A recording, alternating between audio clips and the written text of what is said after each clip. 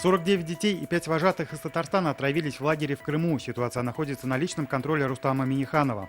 В лагере Лучисты под Евпаторией сейчас находится 201 ребенок и 19 педагогов из Татарстана. В этом году Татарстан заработал 536 миллиардов рублей. 74% от этой суммы были отправлены в федеральный бюджет. Рустам Миниханов провел совещание по вопросам исполнения консолидированного бюджета за первое полугодие. 10-й в Казани МФЦ открылся сегодня в микрорайоне Салават-Купыре.